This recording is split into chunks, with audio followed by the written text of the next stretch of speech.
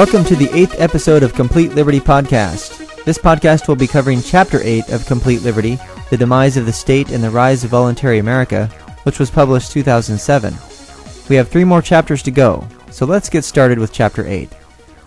Laws that promote our pursuits of happinesses. Pursuits of happinesses laws? Though Congress is totally unfamiliar with them, there can indeed be such laws. I use the plural form of both words not to make grammarians grimace, but to emphasize that there's more than just one pursuit to more than one form of happiness. A society of complete liberty allows for everyone's version of earthly bliss. As long as we respect the rights of others, we're free to do as we please to promote our own joy as well as the joy of others. Fortunately for us, the laws that can promote these pursuits are very few, very understandable, and very exact in their meaning. Nothing more and nothing less is needed. The only laws that can promote each person's pursuit of happiness are those that administer justice on individuals who attempt to restrict or erase people's freedoms through the initiation of force. That's the universal principle. Law is a method of outlining consequences for violating the rights of individuals, penalties for infringements on one's person and property. Rights violations reflect the plain fact that the victim wasn't a willing participant. To force someone against his or her will can only be justified if that someone started the aggression. In other words, the only proper laws are those that employ retaliatory force. It would certainly be nice if every single human being decided to deal with every other human being solely by means of reason. We are, essentially, rational animals. But with today's prevalent authoritarian institutions of non-reason, which are bent on indoctrinating each new generation, the reality is a bit different. Disagreements also happen in the natural course of trade and social interaction. Some people lack the coping skills necessary to seek peaceful resolution. Others think that committing fraud helps their bottom line.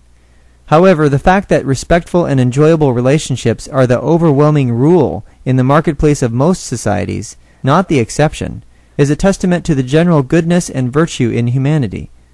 Clearly, once we remove the unquestionably biggest rights violator that constantly pretends it's not a rights violator, or doesn't care that it is, the state, we can immediately expose and eventually clean up what's left of criminality. Law should be readily known and understandable to everyone in society, to all consumers and producers, to average people. Laws must be outlined in common sense, reasonable, fair, and equitable terms. The laity ought to be the moral bulwark of such laws. If it's not, then we're in big trouble.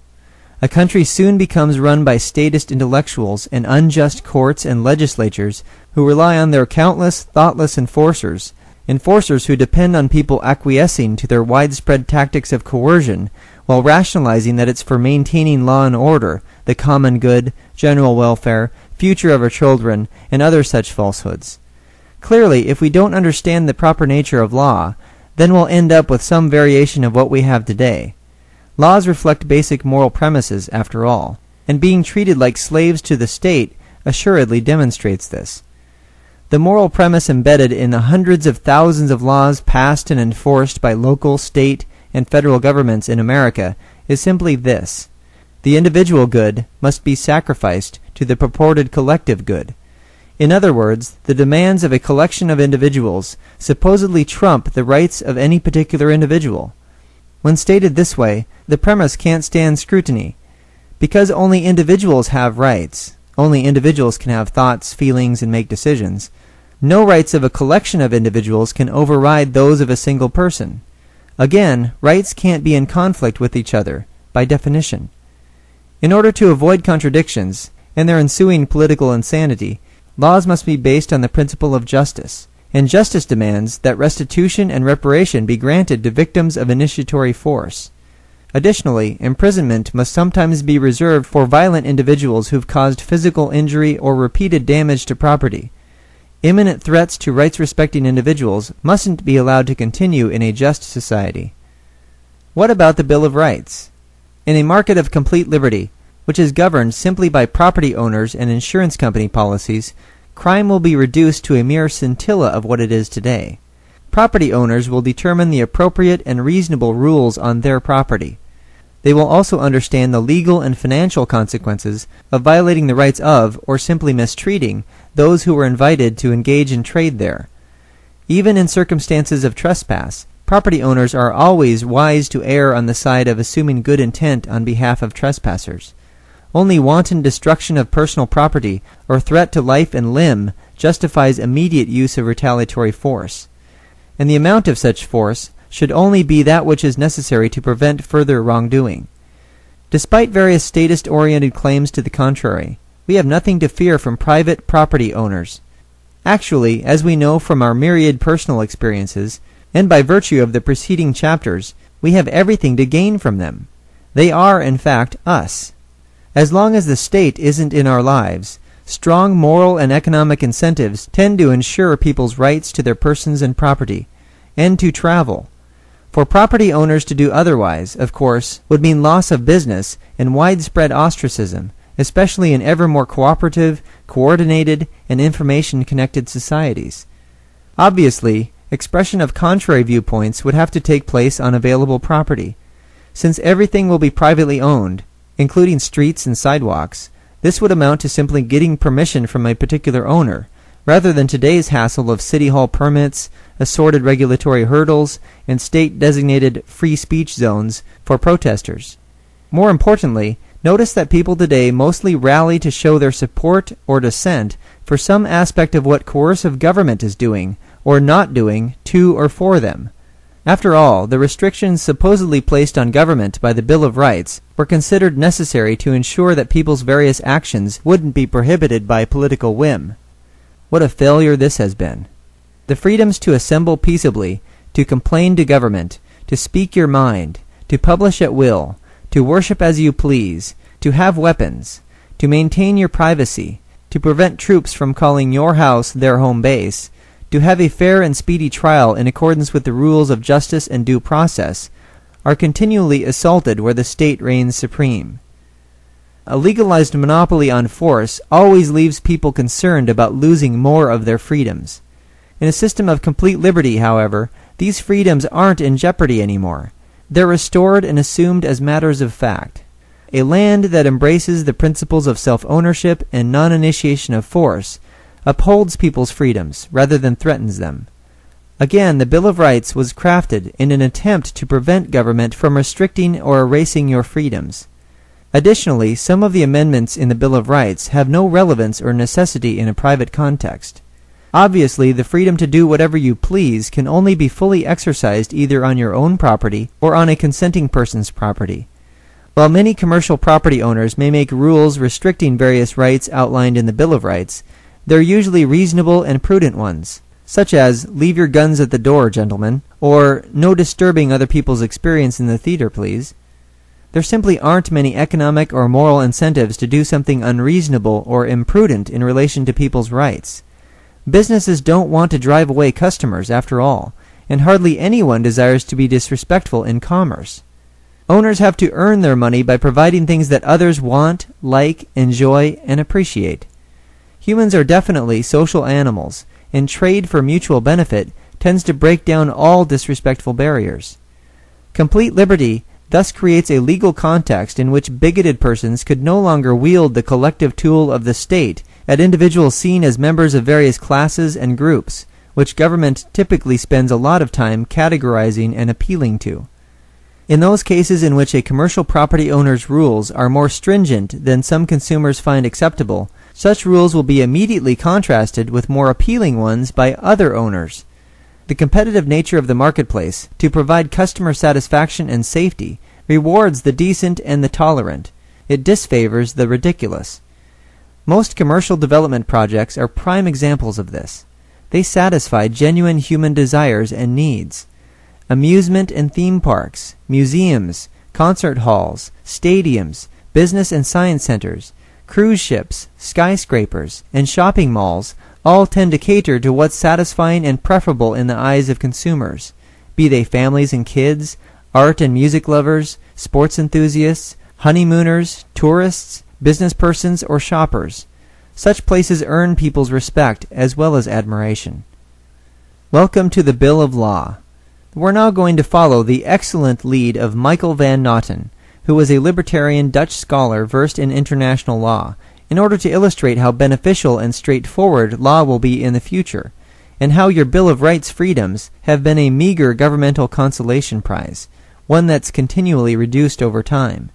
Van Noten wrote an excellent article titled Bill of Law, in which he outlined a legal system without coercive and monopolistic government. And there's no need to have a Doctor of Jurisprudence degree with a Black's Law Dictionary in hand to understand it. Since most of law school concerns non-essentials and political context dropping, to study the following actually saves us the better part of 3 years and many tens of thousands of dollars. We can forget about maneuvering through those whirling cognitive death blades in higher academia. Van Noten outlined practically everything laypersons as well as scholars need to know regarding the legal framework of a free society. Whether the property is predominantly owned and subdivided, or leased, which Van Noten favored for more diverse and wholesome communities, the same sensible laws apply, in order for liberty to flourish. They represent the legal foundation of a new libertarian world. Below is his entire article. It will be good to use as a reference in your quest to enlighten others. I've made only a couple caveats, which you'll find enclosed in brackets. Sadly, Michael Van Noten is no longer with us to assist in this profound journey of debate and persuasion. He was spearheading a libertarian nation project in Somalia before he died in 2002. Somalia has yet to achieve what he envisioned, of course. Currently, various political and religious factions are fighting for control, and the U.S.-backed Ethiopian military has been directly involved in the ongoing struggle to impose a UN-sanctioned government. In other words, warlords, tribal mentalities, and statist powers continue to impose their non-libertarian views on a war-torn population, and the U.S. government and the UN continue their meddling. Bill of Law. We, the founders of the Free Nation, in order to guard the freedom of those who visit or settle in the Free Nation, do hereby affirm the following principles, rights, and rules of procedure. We expect every person in the Free Nation to abide by these fundamental laws. The procedural rules given here are intended as a starting point for the development of rules for maintaining and enforcing natural rights. These rights do not change, but the procedures for maintaining and enforcing them can be continually improved.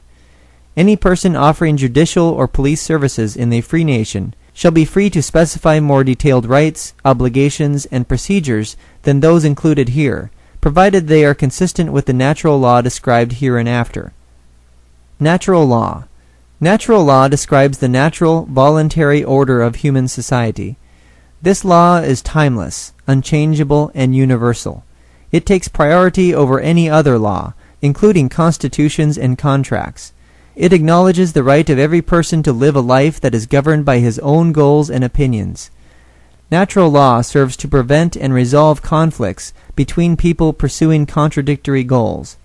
It stipulates that every person shall be free to dispose of his rightfully acquired property, and shall refrain from disposing of the property of others without their permission. As a matter of principle, a society based on natural law should be maintained by means consistent with that law. These means will then generate, under the disciplines of profit and loss, supply and demand, and peaceful competition in the free market, the information required for discovering the optimal way of protecting natural rights. Legal principles. 1. Natural rights. Every person shall be free to 1. Form his own opinions. 2. Control the actions and labor of his own body. 3. Use any object not belonging to others and make it his property. 4. Make voluntary agreements with others. And 5. Defend these freedoms. 2. Natural obligations. Every person shall respect the rights of others, and therefore refrain from 1. Using force or threats thereof against peaceful persons or their rightfully obtained possessions, and 2. Disposing otherwise of other people's property without their permission. 3. Remedies. Every person who violates someone's natural rights shall 1. Immediately cease violating them. 2. Return the goods thereby alienated. 3. Compensate the victim for damage inflicted and profits foregone. 4. Pay fines to the victim for willful infringement of his rights. 4. Fines. If the parties concerned fail to agree on the nature or extent of the fine, It shall be determined by an independent and impartial court of law on the basis of the seriousness of the crime and the circumstances under which it was committed. 5. Sanction. Every person who refuses to remedy the rights he violated loses, to the benefit of his victim and to the extent required for remedy, his right to dispose of his freedom and property as long as he persists in his refusal. 6. Force.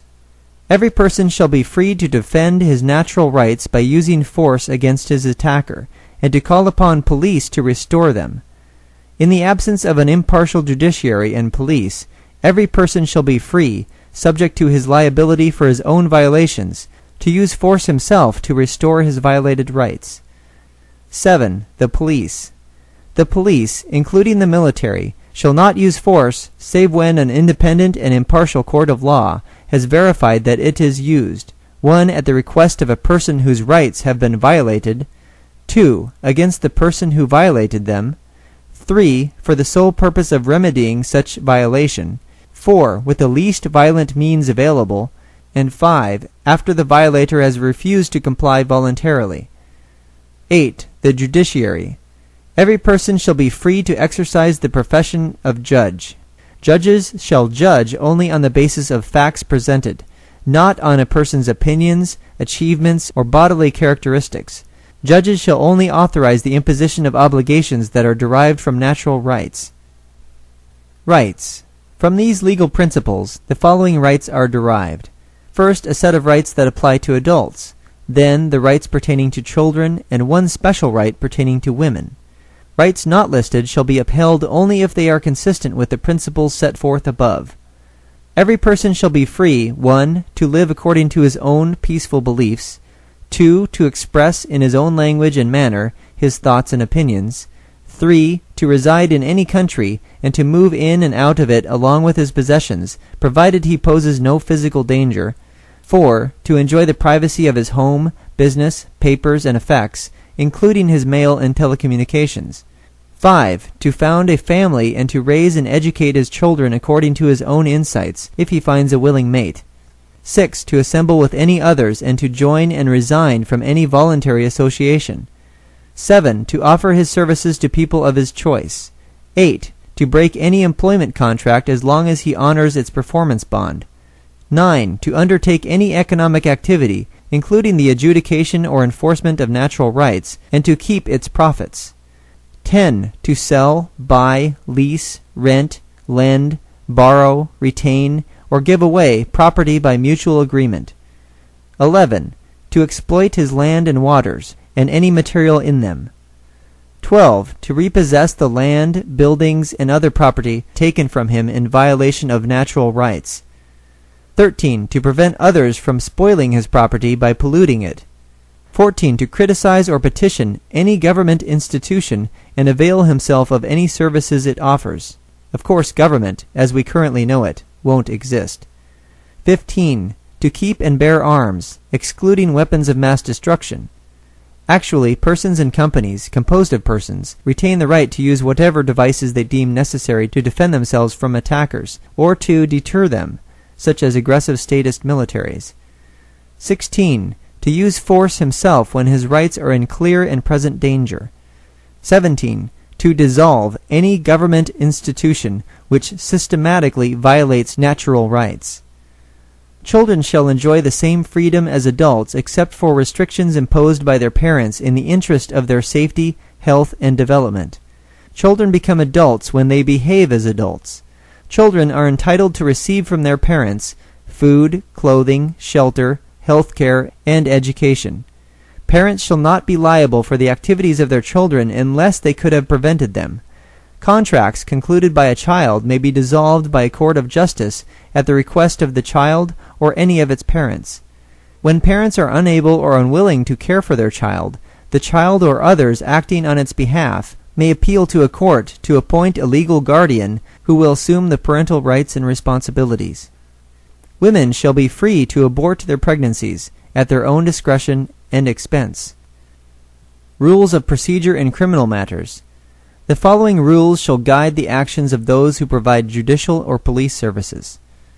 1. Every person accused of having violated a natural right shall be presumed innocent until proven guilty by an impartial court of justice. Until then he shall be entitled 1.1 to agree with the plaintiff on initiating, interrupting, and terminating any litigation before a judge of their choice.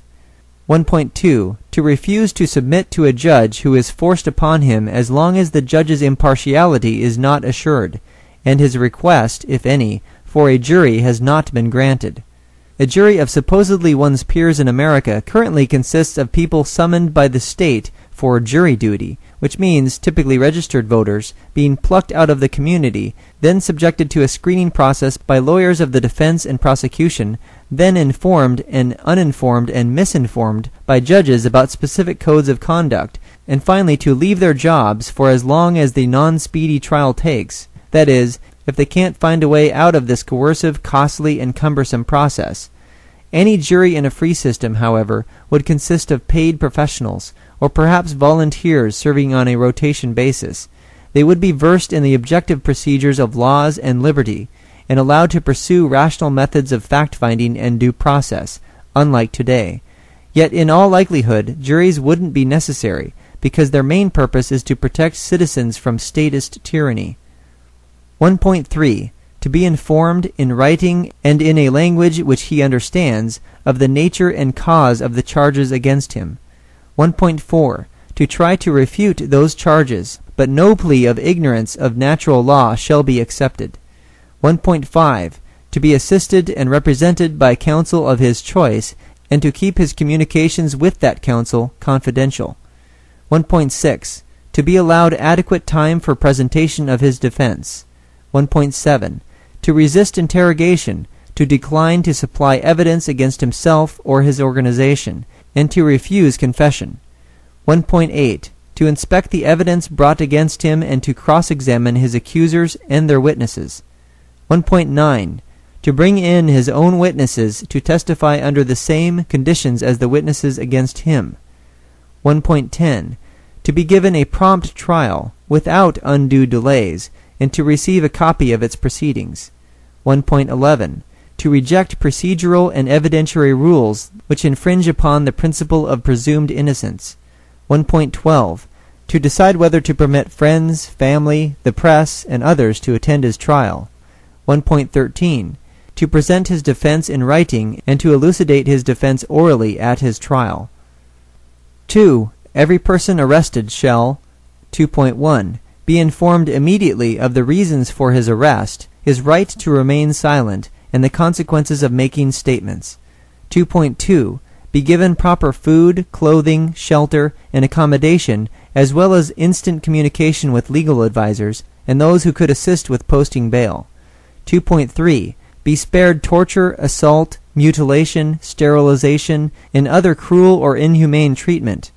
Of course, if such methods are actually being entertained, let alone perpetrated, we likely have many other problems to deal with, as we do today with unaccountable governments scoffing at fair treatment and due process. 2.4 be brought without undue delay before a grand jury or impartial court of justice, failing which he shall be entitled to instant release. 2.5 be instructed in writing and in a language which he understands of the reason and nature of the charges against him.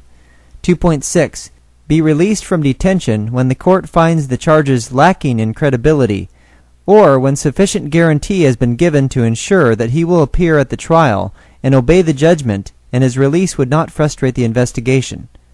2.7 be permitted to receive mail and visitors.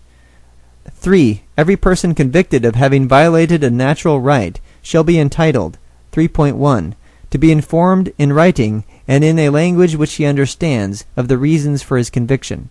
3.2 to appeal once against his verdict and to have its interpretation of rights reviewed by a separate court. 3.3 to avoid forcible execution of his verdict by complying voluntarily. 4. No person finally convicted or acquitted shall be put in jeopardy again by the same or by another court for the same activity. 5. Every person falsely arrested, unduly detained, or mistakenly convicted shall be compensated by the responsible parties.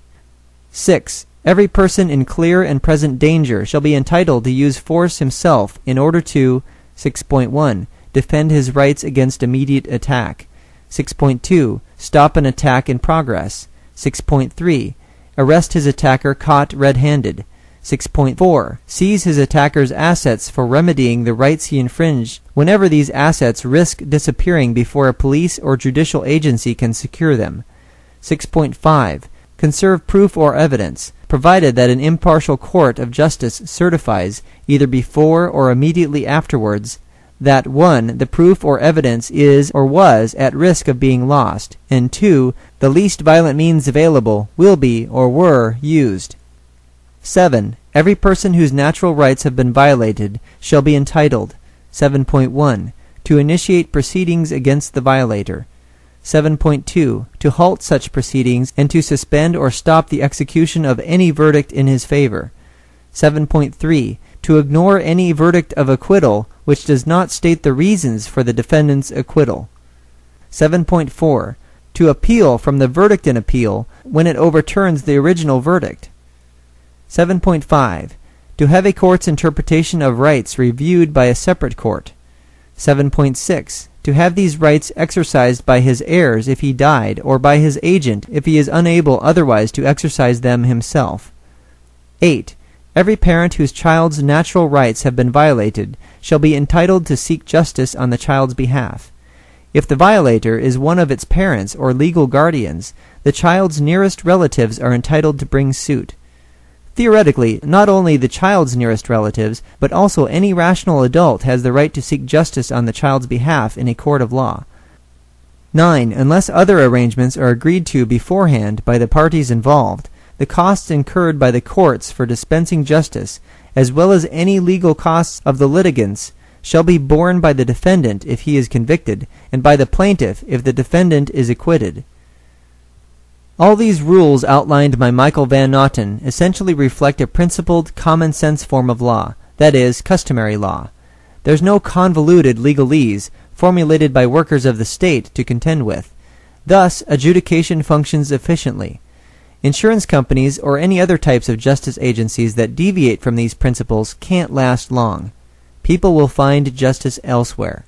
Criminality, as it exists in our present society, is mainly the result of a legalized monopoly in the realm of supposed rights protection.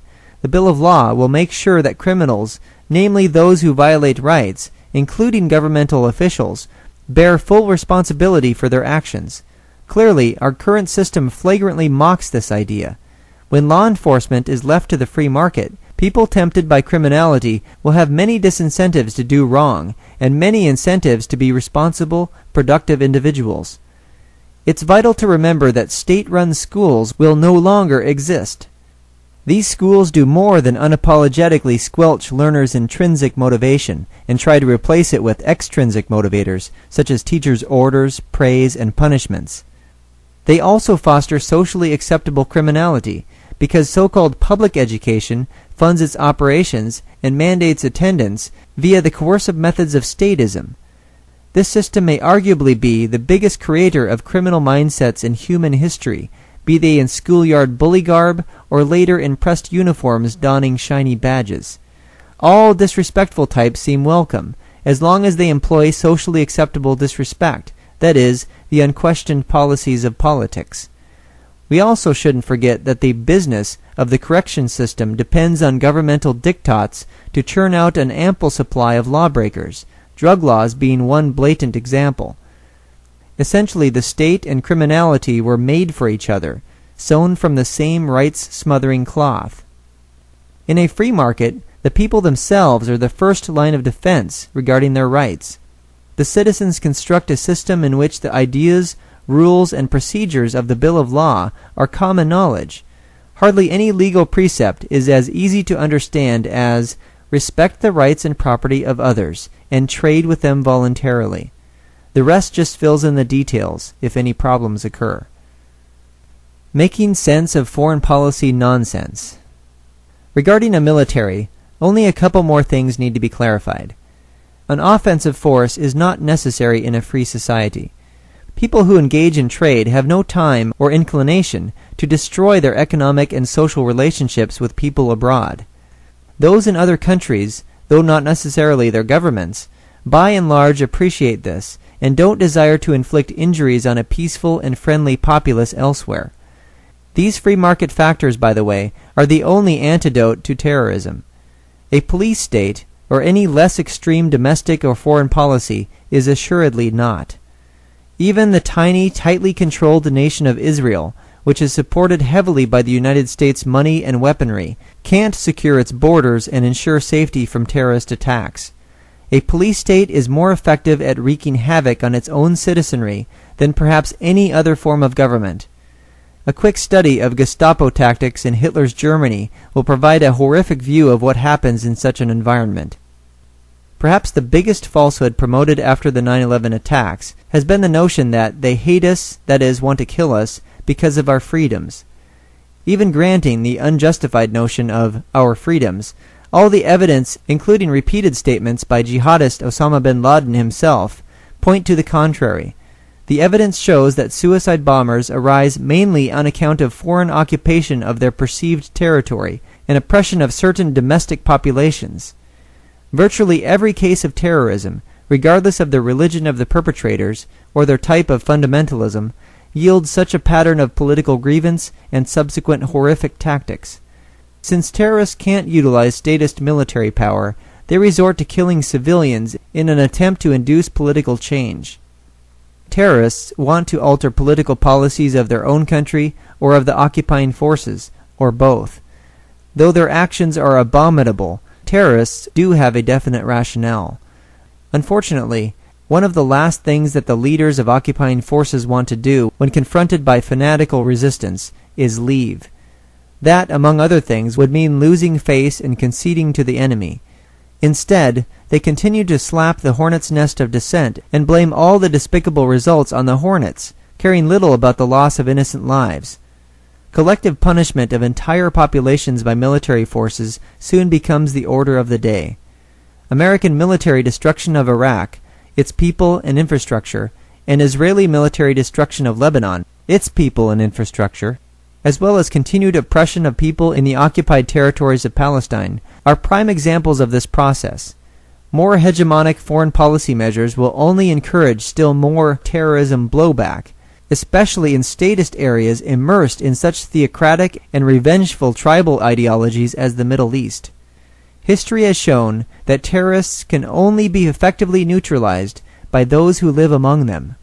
Without the support or tacit approval of sizable segments of the local population, the angry hornets have no places to nest.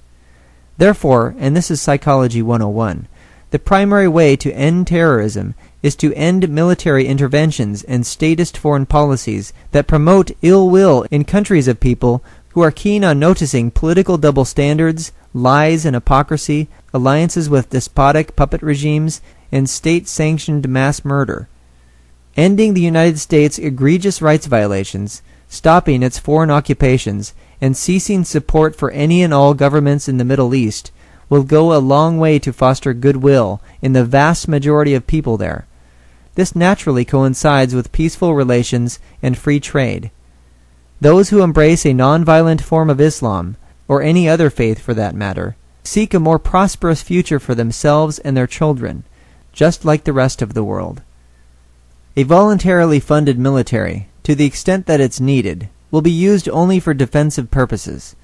Any large companies or people that might need protection from aggression in faraway places, or close to home, must pay for it out of their own pockets. The various people they do business with also have a vested interest in preventing any attacks on their trading routes. But what about other governments that might attempt to take over and control a free society? Well, they would realize that they have everything to lose and nothing to gain from unprovoked aggression. Even in recent history, few power-hungry warfare states have desired to target countries that haven't provoked them, or their declared allies, either through military actions or economic sanctions. Switzerland, by the way, remains a case study in defensive neutrality. State rulers get very anxious about anything that threatens their power structure, control, and authority. So their first concern is to maintain stability and security for themselves, to preserve their own hides within their own countries. Police-state regimes of fear serve this purpose well, as does massive statist indoctrination. Just as we Americans were brought up to pay homage to Old Glory, say the pledge, obey the law, and pay our taxes, children in other countries are taught similarly, but sometimes with more intensity and frequency.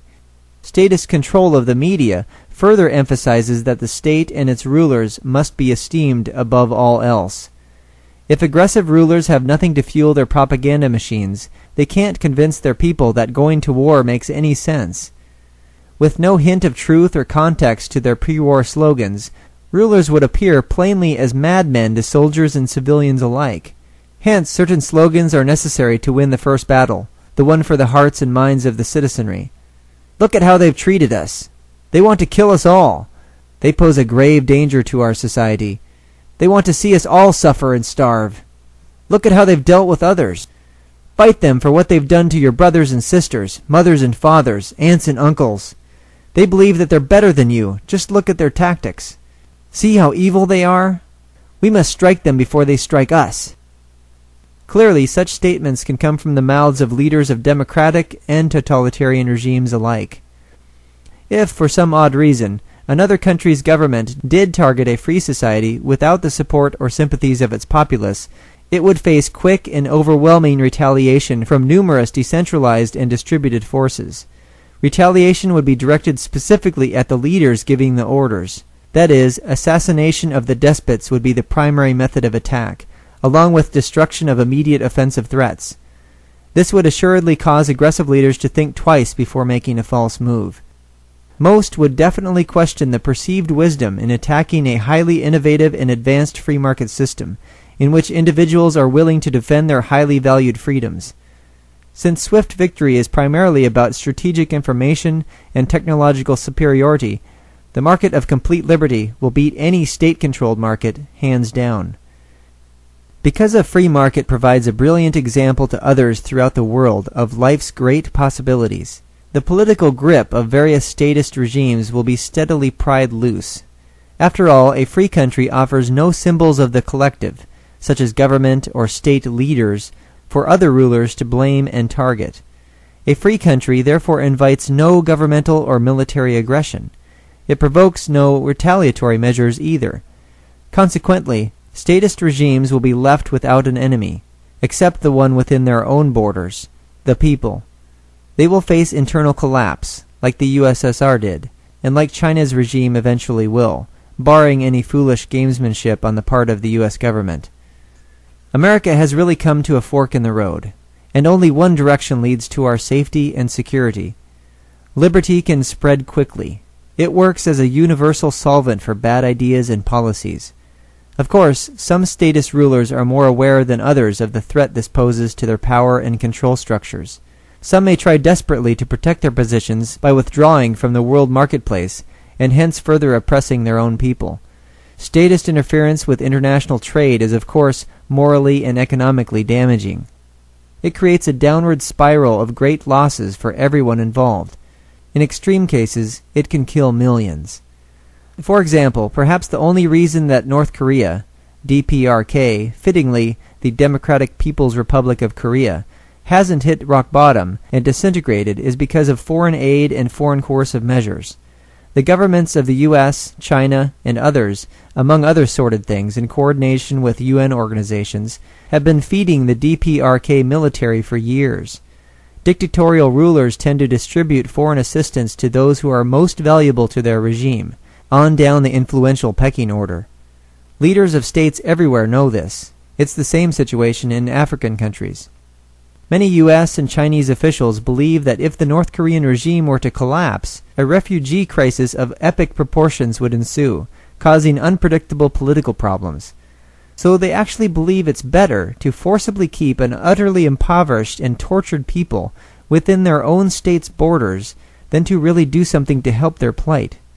The Chinese state doesn't even allow North Korean refugees safe passage to Mongolia, which is willing to accept them.